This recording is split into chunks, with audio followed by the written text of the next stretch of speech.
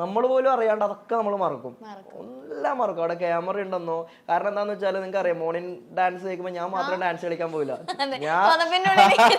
ഞാൻ അങ്ങനെയാണ്, എനിക്ക് ഭയങ്കര ഉറങ്ങാൻ ഇഷ്ടമുള്ള ഒരാളാണ്. എനിക്ക് വേണമെങ്കിൽ അവിടെ നമ്മളെ ക്യാമറയൊക്കെ മറക്കാം, എനിക്ക് ബോധമില്ല. കാരണം ഇത് പ്രേക്ഷകർ കണ്ടോണ്ടിരിക്കുകയാണെന്ന് ഡാൻസ് കളിച്ച് അതൊന്നുമില്ല, എനിക്ക് കുറച്ചും കൂടി ഉറങ്ങണം, അങ്ങനെയാണ് ഞാൻ. അപ്പൊ അതിനുള്ളിൽ ഞാൻ എക്സ്ട്രാ നിൽക്കാൻ വേണ്ടിയിട്ട് ഞാൻ ഒന്നും ഞാൻ ചെയ്തിട്ടില്ല. അതന്നെയാണ് എനിക്ക് തോന്നുന്നു. അത് കുറെയൊക്കെ ആൾക്കാർക്ക് മനസ്സിലായിട്ടുണ്ട്. അല്ല, ഇപ്പൊ റീസെന്റ് നമുക്ക് നാദ്രയുടെ ഇന്റർവ്യൂ ഉണ്ടായിരുന്നു. അപ്പൊ നാദ്ര ആ സമയത്ത് പറയുന്നുണ്ടായിരുന്നു, ശ്രുതി ലക്ഷ്മി ചേച്ചിയുടെ കാര്യം പറയുന്നുണ്ടായിരുന്നു.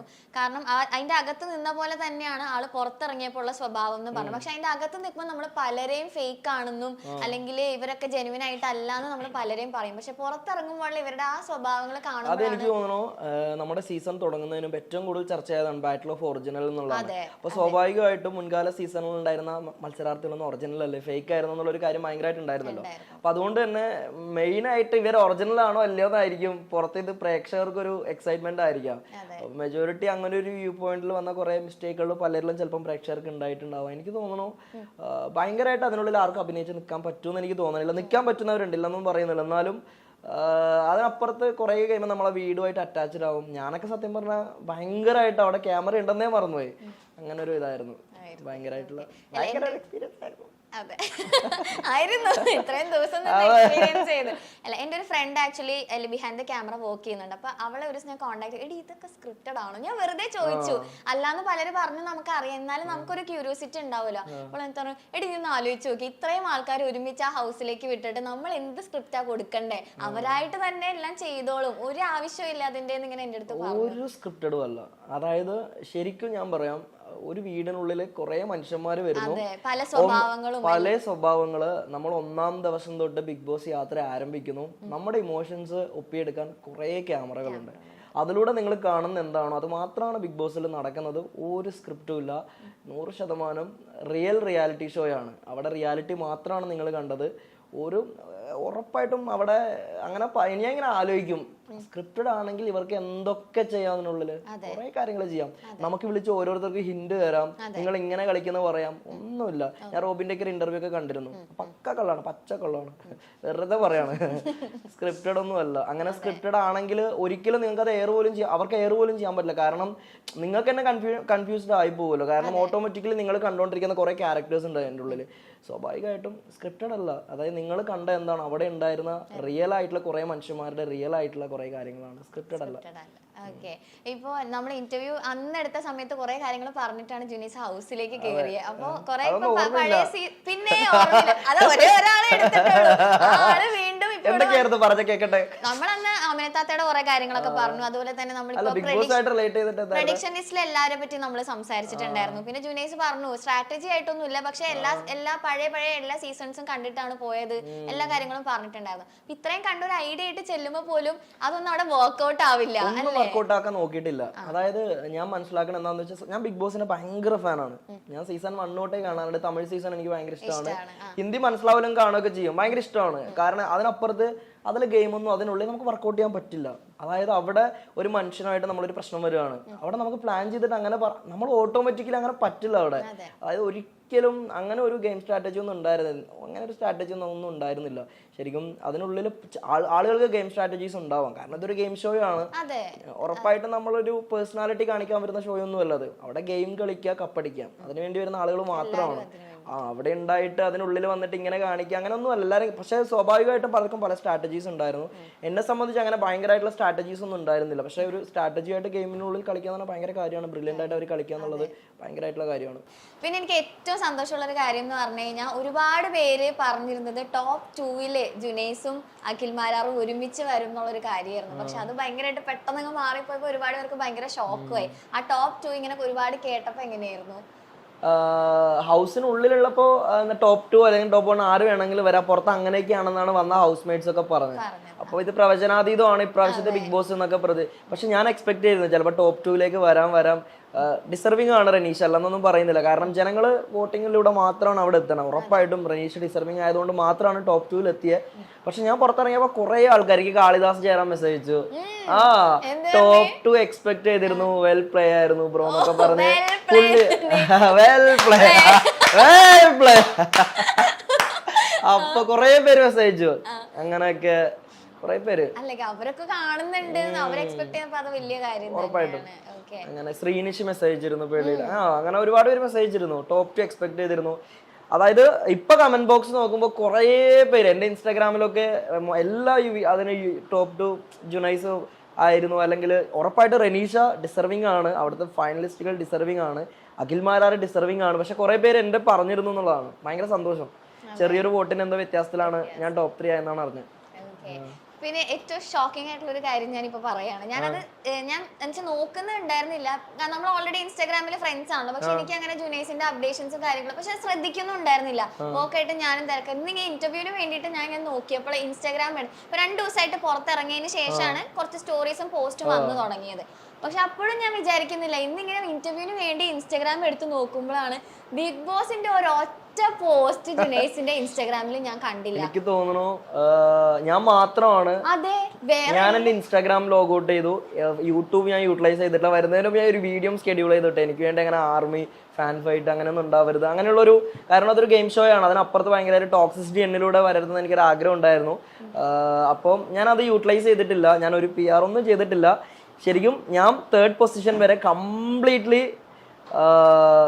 എനിക്ക് വേണ്ടി എന്നെ സ്നേഹിച്ച് വോട്ട് ചെയ്ത എൻ്റെ ആൾക്കാരാണ്. എനിക്ക് അത്യാവശ്യം നല്ല റീച്ചുള്ള ഇൻസ്റ്റാഗ്രാം അക്കൗണ്ട് ആയിരുന്നു, ആർക്കും ഞാൻ അതിനുവേണ്ടി യൂസ് ചെയ്തിട്ടേ ഇല്ല. ശരിക്കും ഞാൻ സത്യം ഞാൻ ഇവരോട് പറഞ്ഞു ഇതെന്താ ജുനൈസിന്റെ അക്കൗണ്ടിൽ, പക്ഷെ ഇങ്ങനെ അപ്ഡേഷൻസ് വരാത്തത് ശ്രദ്ധിക്കണില്ല, കാരണം ഡെയിലി നമുക്ക് സെർച്ചിലൊക്കെ ബിഗ് ബോസ് ഇപ്പൊ റീസെന്റ് ഇറങ്ങിയിട്ട് ഒന്ന് അഖിലേന്റെയും കൂടെ പിന്നെ സാഗർ അവരൊക്കെ ആയിട്ട് നിൽക്കുന്ന ഒരു പോസ്റ്റ്, ബാക്കി എല്ലാവരുടെയും അവരുടെ എൻട്രിയും അതും ബിഗ് ബോസ് ഹൗസിൽ നടക്കുന്ന പല കാര്യങ്ങളുണ്ടെങ്കിലും ഇപ്പോഴും ജുനൈസിന്റെ ആമിനത്താത്ത ഇങ്ങനെ കിടക്കും. പക്ഷെ വേറെ ഒറ്റ പോസ്റ്റ് ബിഗ് ബോസിന്റെ ഞാൻ കണ്ടില്ല. അത് ഭയങ്കര അപ്രീഷിയേറ്റ് ചെയ്യേണ്ട ഒരു കാര്യം തന്നെ. അത് ഒരുപാട് പേര് കമന്റ് പറയുന്നുണ്ട്. കാരണം എന്താന്ന് വെച്ചാല് എനിക്ക് തോന്നുന്നു അതിലുണ്ടായിരുന്നതിൽ ഏറ്റവും കൂടുതൽ ഫോളോവേഴ്സ് ഉള്ള ഒരാളാണ് നിലവിൽ. എനിക്ക് തോന്നുന്നു വന്നില് ഉറപ്പായിട്ട് നിലവിൽ എനിക്ക് തന്നെയാണ് ഇൻസ്റ്റയിലൊക്കെ ഫോളോവേഴ്സ് ഒക്കെ കൂടുതലുള്ളത്. വേണമെങ്കിൽ എനിക്ക് അങ്ങനെ യൂട്ടിലൈസ് ചെയ്യാറുണ്ട്, പക്ഷെ ഞാൻ ചെയ്തിട്ടില്ല. അതിനെനിക്ക് തെറ്റായിട്ടൊന്നും തോന്നണമൊന്നുമില്ല, കാരണം അതൊരു ഗെയിം ഷോ ആണ്. അപ്പം എനിക്ക് തോന്നുന്നു ജനങ്ങള് നമ്മളെ ഇഷ്ടപ്പെട്ട് ജനങ്ങൾ നമുക്കൊരു വോട്ട് ചെയ്യുമ്പോൾ അത് ഭയങ്കരമായിട്ടുള്ള വാല്യൂ ഉള്ളൊരു വോട്ടാണ്. അതിനപ്പുറത്ത് നമ്മൾ തന്നെ നമ്മളെ ബൂസ്റ്റ് ചെയ്ത് എത്തിക്കാന്നുള്ള വലിയൊരു കാര്യമാണ്, നല്ല കാര്യമാണ്.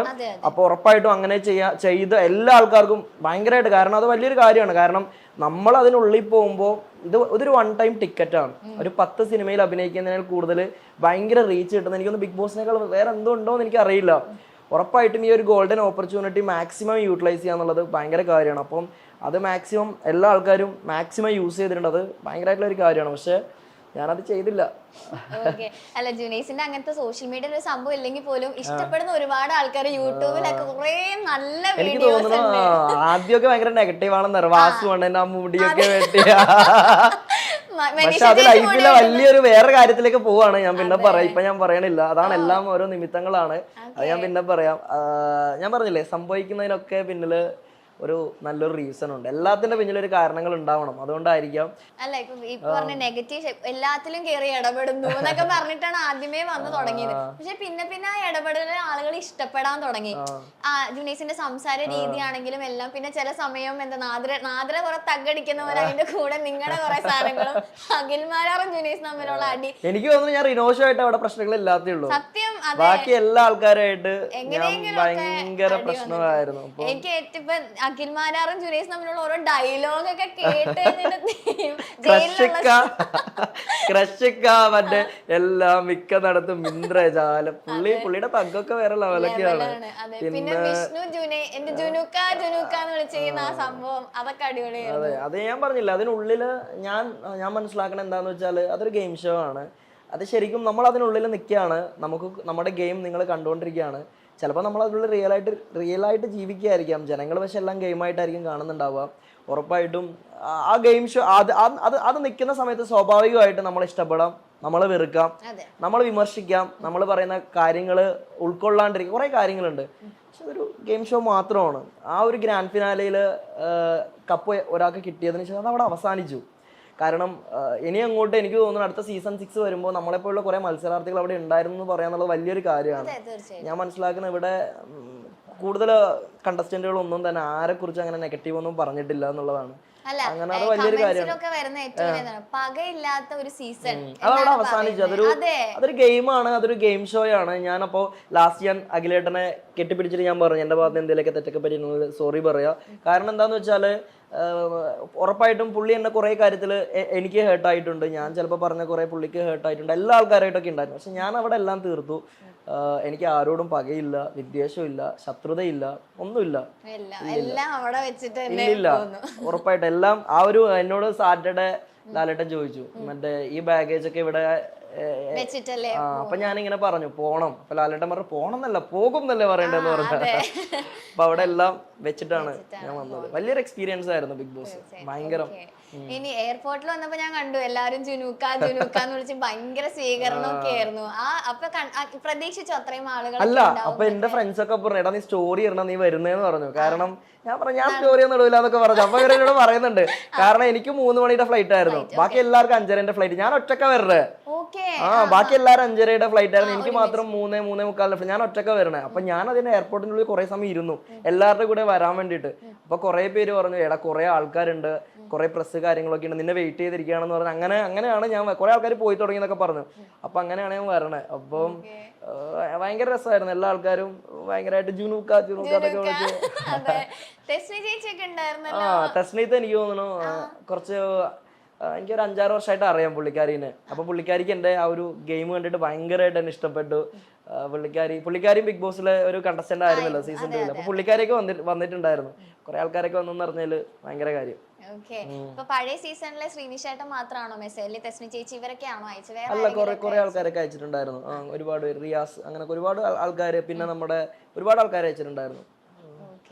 ഇനി നമുക്ക് എന്താ പറയാ ഓരോരുത്തരെ പറ്റി ചോദിച്ചു തുടങ്ങാം. ഓക്കെ, അപ്പൊ ആദ്യം തന്നെ എനിക്ക് അഖിലേട്ടന്റെ കാര്യം തന്നെയാണ് ചോദിക്കാനുള്ളത്. അഖിൽ മാരാർ ജുനൈസ് എന്നുള്ള ഒരു കോംബോ സത്യം പറഞ്ഞു കഴിഞ്ഞാൽ ഇപ്പൊ ആദ്യം തൊട്ടേ അടി ഉണ്ടെങ്കിലും അവസാനം ഇപ്പൊ എല്ലാം പറഞ്ഞ് നല്ല രീതിയിൽ ഇതൊന്ന് മാരാർ പുറത്തിറങ്ങിയപ്പോ പോലും ആരോ ചോദിച്ചപ്പോ എടാ എനിക്ക് അവനെ ഭയങ്കര ഇഷ്ടാടാ എന്നാണ് പറഞ്ഞിറങ്ങി. അത്രയും സ്നേഹത്തോടെയാണ് നിങ്ങൾ തിരിച്ച് പിരിഞ്ഞതൊക്കെ തന്നെ. അപ്പൊ മാരാറായിട്ടുള്ള ആ ചെറിയ ചെറിയ വഴക്കുകളൊക്കെ ആണെങ്കിൽ പോലും ഏറ്റവും ഇപ്പൊ ഓർക്കുന്ന ഒരു സംഭവം ഏതായിരിക്കും അഖിലേട്ടറായിട്ട്?